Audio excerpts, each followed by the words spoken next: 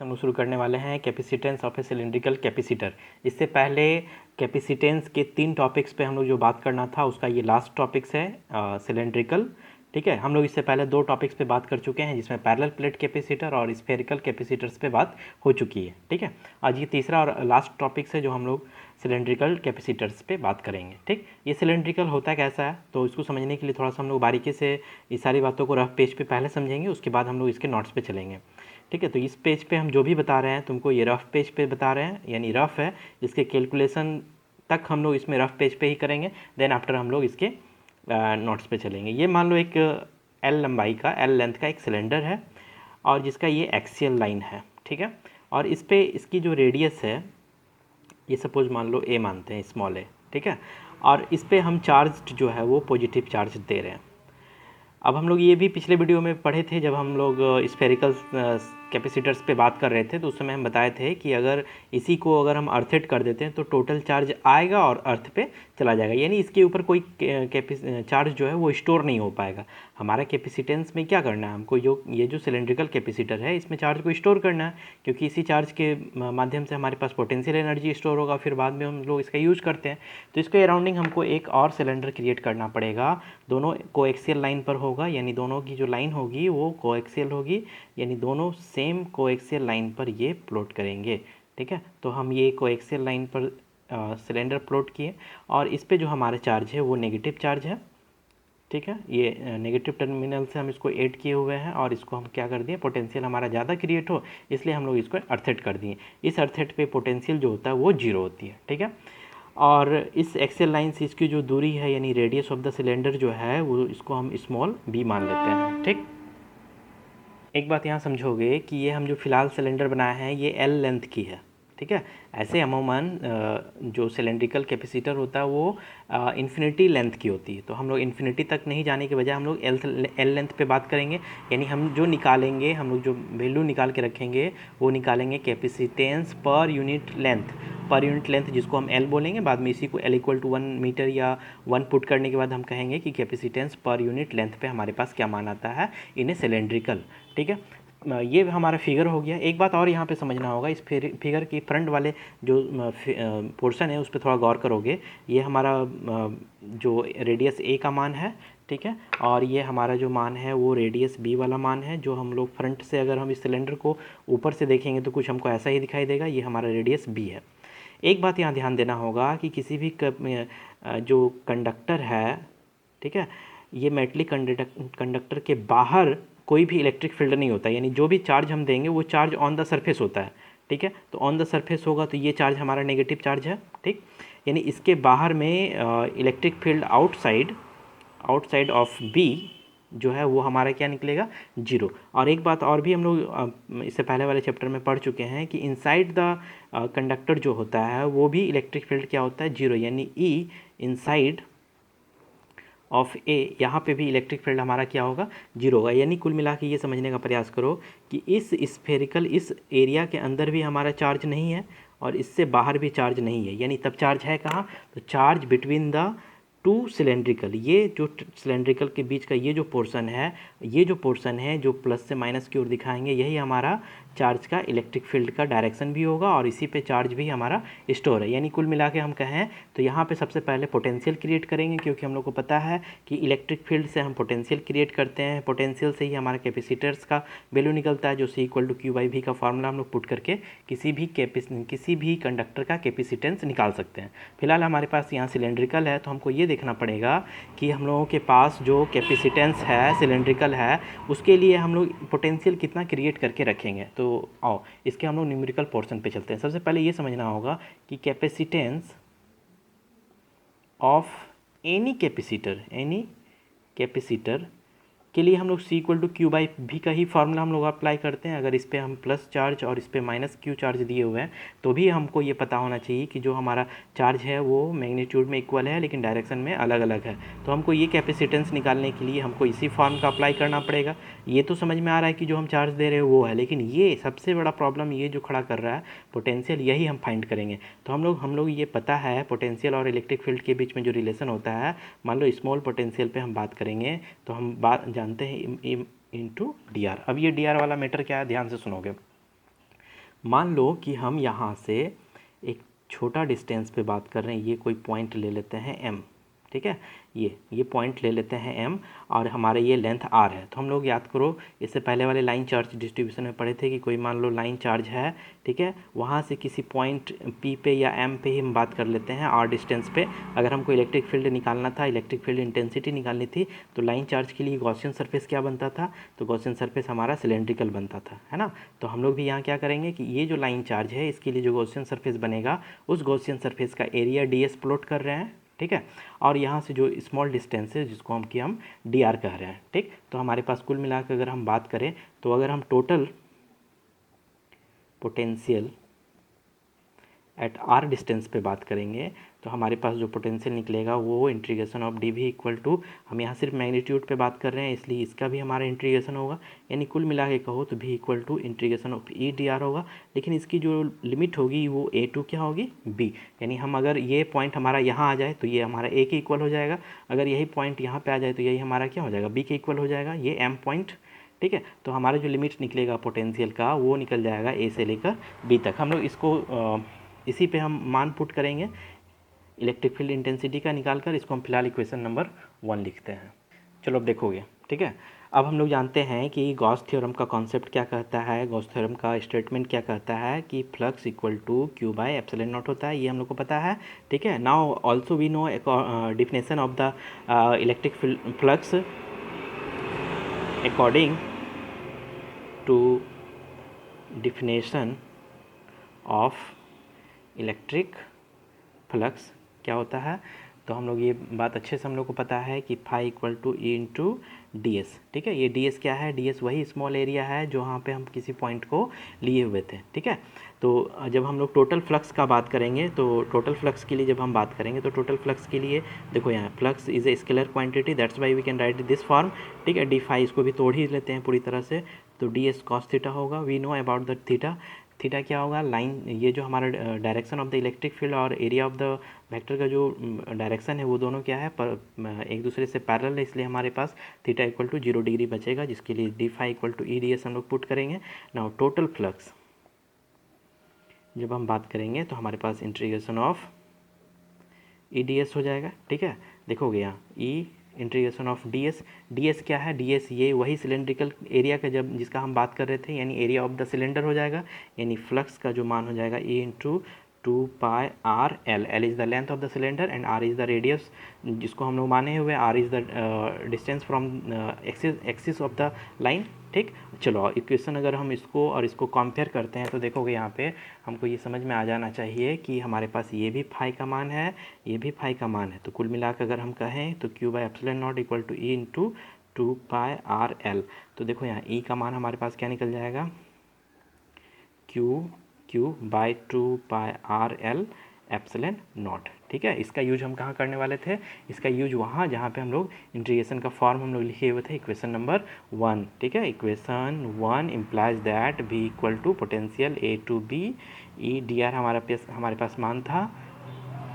तो अब हम जो मान रखने वाले हैं, हमारे पास जो मान है v equal to integration of A B, E का मान हम लोग पुट करते हैं q by 2 pi R L epsilon naught और ये डी आर, ठीक है। हमारे पास वेरिएबल कौन है, यानी जो चेंज हो रहा है वो पॉइंट कौन है, आर है, क्योंकि आर को ही हम आगे पीछे कम करके ए या बी के इक्वल बनाए थे, दैट्स वाई हमारे पास लिमिट भी ए और बी ही है। तो हम लोग इसको जो सॉल्व करेंगे तो हमारे पास जो मान है v equal to Q by 2 pi L और एप्सिलॉन नॉट, ये हो गया हमारा रूट से बाहर, ठीक है। रूट के अंदर जो हमारे पास बच गया 1 बाई आर डी आर। हम लोग को ये पता होना चाहिए कि integration of 1 by X D X equal to क्या होता है, लॉग एक्स, ठीक है।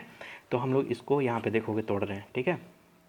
अब हमारे पास जो मान हो गया v equal to Q by 2 pi L epsilon naught और हो गया 1 बाई आर, आर है यहाँ पे, और लिमिट हो गई ए टू बी। एक मिनट, जैसे यहाँ पे देखो, यहाँ 1 बाई एक्स के यहाँ पे हो गया लॉग आर, ठीक है, लॉग आर, ये हो गया हमारा लॉग आर, ठीक, लॉग आर, जिसके लिए लिमिट हमारा हो गया ए से लेकर बी तक। अब देखोगे यहाँ पे Q by 2 pi L epsilon naught, log R की जगह अगर हम एक बार पुट करेंगे बी तो लॉग बी, ठीक है, minus log A, upper limit minus lower limit. ठीक, अब हमारे पास कुल मिलाकर जो मान बन गया Q/2 L epsilon naught log m minus N, तो लॉग m/n। ठीक है, तो b/a ये हमारा बन गया, और ये लॉग e के फॉर्म में है। ये भी का मान निकल गया जिसके लिए हम लोग इतना मेहनत कर रहे थे। अब यहाँ से आके हम लोग कैपेसिटेंस पे मान पुट करेंगे और वहीं से हमको मान यहाँ पर निकलेगा। ठीक है, यहाँ इंटीग्रेशन थोड़ा देख लोगे, फिर से हम रिमाइंड करवा देना चाहते हैं कि हमारे पास जो मान है 1/r का इंटीग्रेशन हो गया log r। ठीक है, लिमिट हो गया b to a हो गया इसका लिमिट। जब हम लोग एक बार अपर लिमिट पुट करेंगे तो log b minus lower limit log a, तो log m minus log n का फॉर्म होता है log m/n। ठीक, ये हमारा क्या है, नीचे है मान 2πl एप्सिलॉन नॉट के साथ है जो हम लोग यहाँ पर पुट किए हुए हैं। एक मिनट, जैसा हम इस पूरे कैलकुलेशन को फिर से क्लियर कर देना चाहते हैं ताकि दिक्कत ना हो, ये कन्फ्यूजन ना रहे कि सर कहाँ पर क्या लिखे हुए हैं। तो हमारे पास जो मान था ये देखोगे यहाँ पे। ठीक है, ब्लैक पेन से सारा मैटर को फिर से हम लिख रहे हैं। v इक्वल टू हमारे पास मान है Q/2πl epsilon not integration a to b और है 1/r dr। ठीक है, ये हम लोग अभी जस्ट फार्मूला पे क्या बात किए, हम लोग ये बात किए फार्मूला पे कि जो मान होता है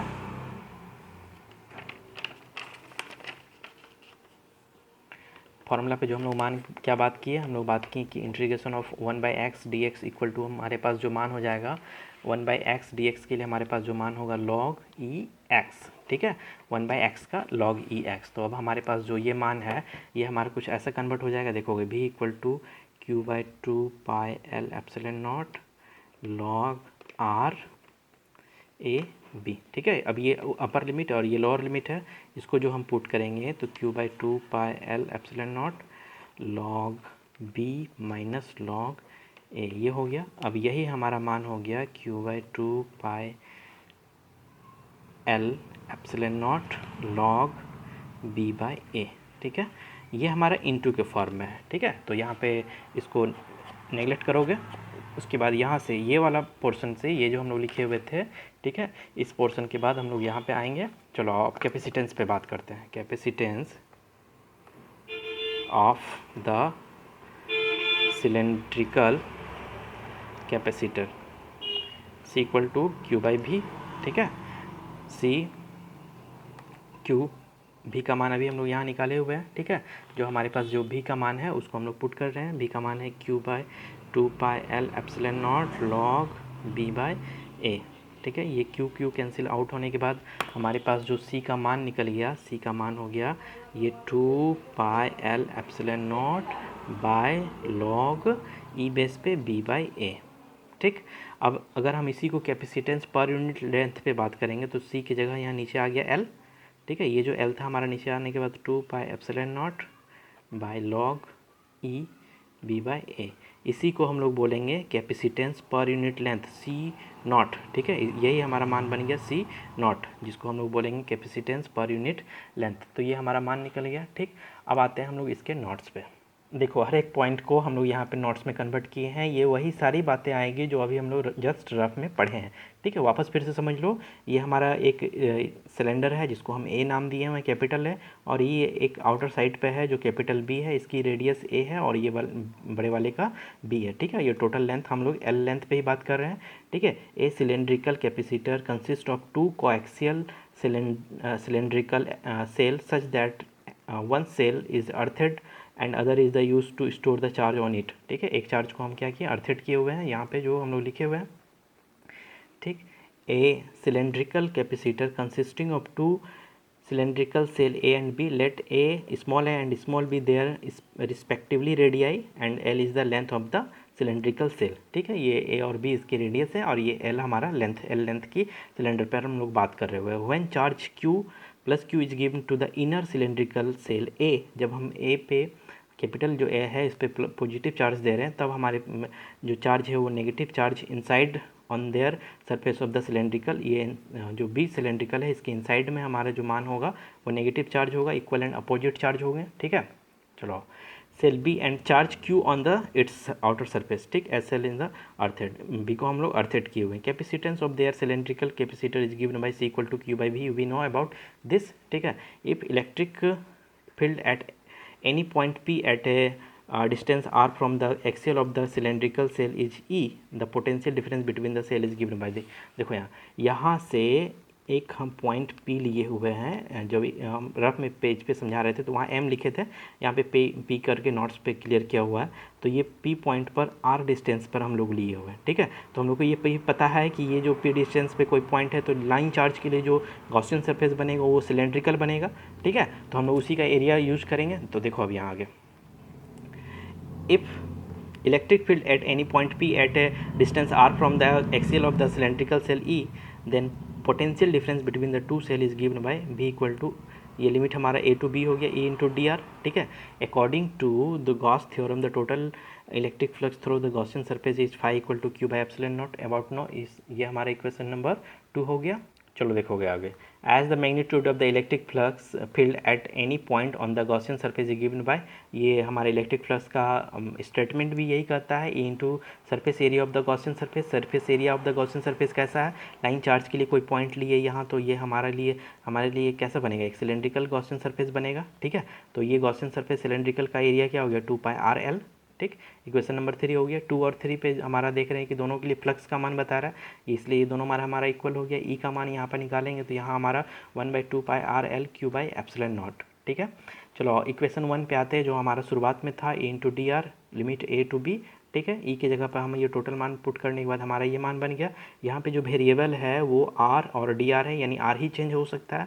ये आर कम होकर ए तक पॉइंट तक पहुँच रहा था और अधिक होकर पॉइंट बी तक पहुँच रहा था, जो हम लोग सिलेंड्रिकल पे बात कर रहे थे। तो ये हो गया 1/r D R.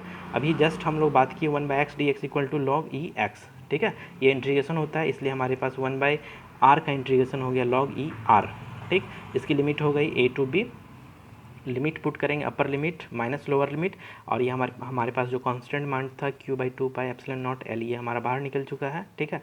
Log m minus log n के लिए हमारा जो फॉर्म बनता है लॉग m/n, हम यही यूज किए हैं, लॉग m/n, ठीक। तो पोटेंशियल हमारा निकल गया क्या, जो सिलेंड्रिकल कैपेसिटर के लिए हमारे पास जो पोटेंशियल निकल गया Q/2 pi epsilon naught L log B/A। ये एप्सिलॉन नॉट क्या बता रहा है कि जो दो कैपेसिटेंस जो हम लोग लिए हुए थे, सिलेंड्रिकल लिए हुए थे, उसके बीच जो गैपिंग है उसमें एयर या भूकंप ये है, ठीक है, उसकी मीडियम को इंडिकेट कर रहा है। Therefore capacitance of the cylindrical capacitor is given by C equal to Q/V। इसका फार्मूला का बात हम लोग पहले से जान रहे हैं, ठीक है। तो देखो यहाँ C Q/V, भी की जगह पे हम ये टोटल मान पुट कर रहे हैं, ये टोटल मान भी की जगह पुट किए हुए हैं। तो ये भी कटने के बाद ये 2 पाई एप्सिलॉन नॉट ऊपर चला गया और नीचे बच गया क्या, लॉग ई B/A, 2 pi epsilon naught L log ई B/A। सी का मान निकल गया। अब अगर यही हम चाहेंगे कि कैपेसिटेंस पर यूनिट लेंथ पे अगर हमको पता चल जाता है तो जितना भी लेंथ होगा उसके साथ हम मल्टीप्लाई कर देंगे। मान लो पता चला कि 1 मीटर लेंथ की में जो कैपेसिटेंस है वो 10 फराड है, तो अगर हम तुमसे कहेंगे कि अच्छा बताओ 20 मीटर में कितना होगा, तो इंटू 20 हो जाएगा, 200 फराड हो जाएगा, ठीक है। तो हम लोग किसी भी स्थिति में जो लेंथ अगर ये 1 मीटर के लिए पता चल जाए, पर यूनिट के लिए पता चल जाए, तो बाद में हम उसको मल्टीप्लाई करके निकाल सकते हैं। कैपेसिटेंस पर यूनिट लेंथ क्या हो जाएगा, जिसको C0 कहेंगे, तो ये C/L जो है ये हमारा क्या हो जाएगा, यहाँ डिवाइड हो जाएगा C/L।